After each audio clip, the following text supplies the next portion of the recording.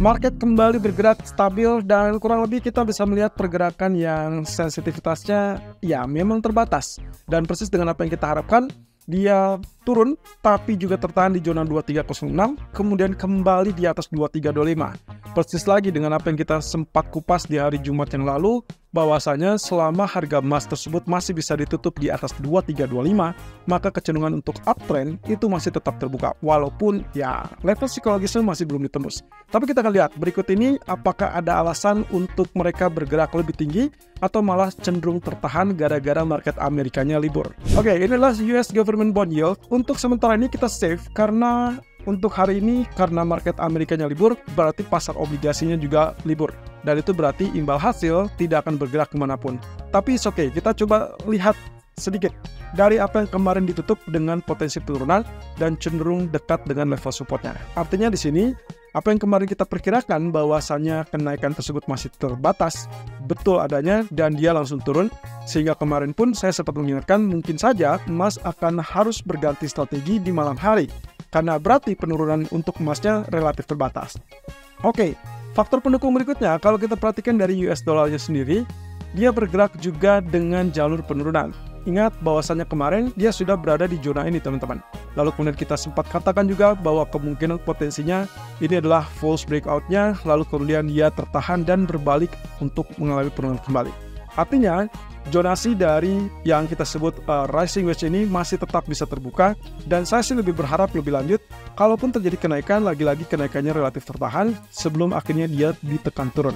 Nantinya disinilah akan menjadi letaknya penentunya apakah dia lanjut sebagai reversal trend atau justru malah kembali masih di dalam jalur wedge. Nah, posisi ini akan baru kita ketahui kemungkinan nanti malam. Tapi juga dengan kecenderungan market yang libur seperti itu, saya rasa kita hanya setengah hari. Artinya, di jam 10 ataupun jam 11 malam, kemungkinan itu adalah target pergerakan maksimalnya. Sementara di jam 12, jam 1 malam, kemungkinan kita akan melihat relatif terhenti atau bahkan terbatas. Nah, ini juga yang akan berdampak kepada pergerakan market, terutama untuk pound sterling dan juga emas. Oke, setelah kabar bagus terkait dengan data inflasi tadi siang, kita melihat posisi dari pound sterling ini sepertinya sudah mulai rebound. Tapi masalahnya rebound ini seberapa jauh? Kalau menurut saya, kemungkinan kecenderungan untuk rebound ini masih kecenderungannya relatif terbatas dengan ekspektasi bahwa BOE besok bisa bergeser ke sikap dovish. Nah, tapi kita lihat sini. Peluangnya adalah resisten yang sebelumnya menjadi support. Dan ini adalah areal yang sebenarnya cukup klasik. Kalau misalkan kita kaitkan dengan tren ataupun pola, maka ingat, setiap penurunan ataupun penembusan level support itu akan serta diikuti oleh pullback ataupun retest resisten sebelum akhirnya dia kembali ke dalam jalur penurunan. Karena tren barunya tentunya dia adalah downtrend setelah penembusan level support. Itu berarti inilah pullback, lalu kemudian retest resisten dan diharapkan rejection dan akhirnya mengalami penurunan. Kalau saya gambarkan lagi garis di situ, maka kita akan lihat di sini polanya mirip dengan rising wedge kembali. Cuma arealnya relatif lebih kecil atau bahkan membentuk flag. Nah, artinya di sini kalau misalkan pergerakan yang relatif stabil ataupun relatif terbatas dengan asumsi penurunan ini, maka kita bisa lakukan sell saat ini di 1.2720 ataupun 1.2740.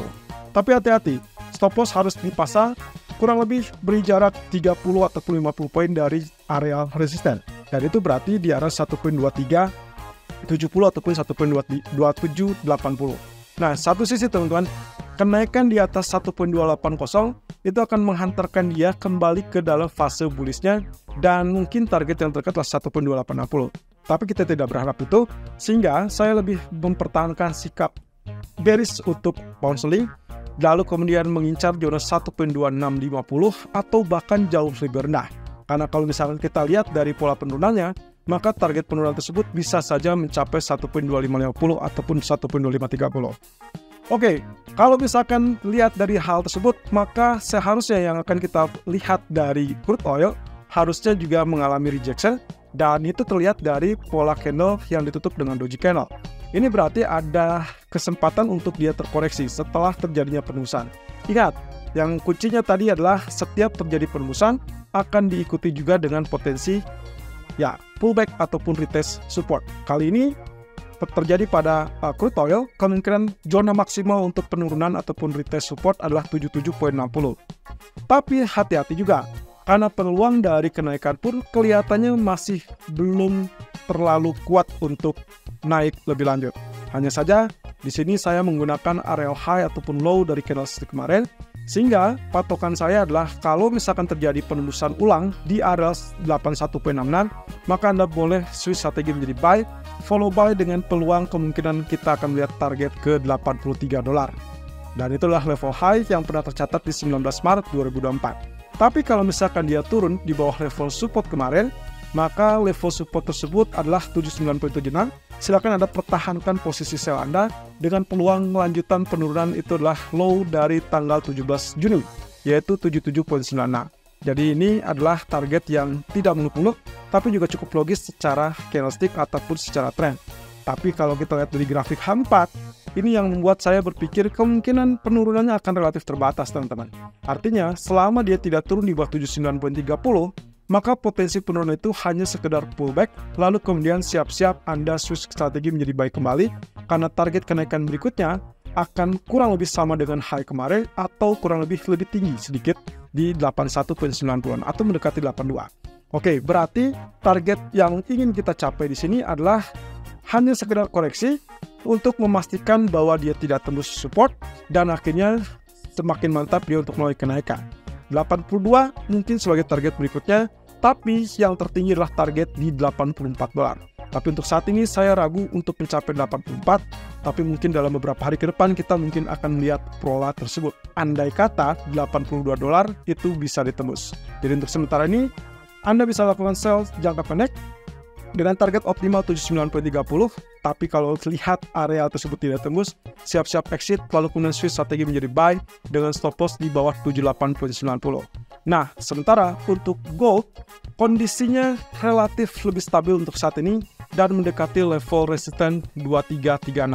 Oke, mungkin Anda bertanya-tanya, setelah kemarin terjadi penembusan di level support dari triangle, kenapa dia tidak langsung turun lagi dan bahkan dia kembali di atas triangle-nya? Oke, kalau misalkan kita lihat di sini, breakout, yes, terjadi, kemudian dia confirm. Tapi target penurunan juga tertahan di 2306, dan itu persis dengan apa yang sempat kita ulas kemarin, bahwasanya di area 2300 sampai 2305, itu terletak area support historical yang relatif bisa disebut sebagai support psikologis terdekat. Dan apa hasilnya? Hasilnya adalah ini pertahanan yang cukup fantastis, kemudian dia rebound, didorong kembali sampai di atas EMA 200 2325. Artinya di sini teman-teman, kondisinya dari penembusan kemarin kita anggap gagal, dia tidak terjadi penurunan, malah yang saat ini terjadi adalah kecenderungan untuk melakukan kenaikan lebih tinggi. Dan saya perkirakan kali ini mungkin 2336 bisa saja ditembus dengan peluang terdekat 2345 ataupun 2348. Nah, masalahnya apakah dia akan lanjut ke 2360? Kalau misalkan cukup waktunya sampai jam 11 ataupun jam 10 malam, saya rasa sangat potensial untuk mengejar ke arah 2363. Tapi kalau misalkan 2345 ataupun 48 tidak ditembus, harap hati-hati karena dia mungkin saja terkoreksi kembali sampai ke zona 2325 atau 2320. Oke, ini dia. Kalau misalkan kita perhatikan lebih detail lagi teman-teman, kondisinya adalah dia kecenderungan naik, kemudian di bagian ini kecenderungannya membentuk pola triangle ataupun mungkin rectangle. Ya, kalau misalkan kita antisipasi, maka rectangle ini akan menjadikan power untuk kenaikan lebih lanjut. Saya asumsikan ini adalah bullish-nya atau tiangnya, kemudian ini adalah konsolidasinya, sideways, dan suatu waktu dia akan jebol pertahanan atas, sehingga 2336 pun akan ditembus, dan target yang paling memungkinkan adalah sesuai dengan ketinggian pola kenaikan tersebut. Oke, kalau begitu saya perlu ukur. Kita lihat, ukurannya adalah dari bottom ini, saat dia sentuh 2306, kemudian dia rebound dengan level tingginya, lalu kemudian yang akan kita dapatkan adalah sesuai panjang itu dan pindahkan ke target rectangle-nya. Nah, ini dia. Posisi rectangle kemungkinan akan kecenderungan mencapai atau setidaknya melirik area 2360. Well, berarti perhitungan kita sudah tepat. Bahwasanya begitu dia tembus 48, maka target berikutnya adalah 2363. Tapi lagi-lagi, saya perlu ingatkan, market kali ini bersikap ataupun bergerak terbatas karena market Amerika libur. Sehingga kemungkinan target maksimal untuk hari ini adalah 2345 ataupun 2348. Well, hati-hati juga. Antisipasinya kalau ternyata terjadi penurunan di bawah 2318, Anda boleh choose strategi menjadi sell dengan peluang target maksimal adalah 2310 ataupun 2306 low kemarin.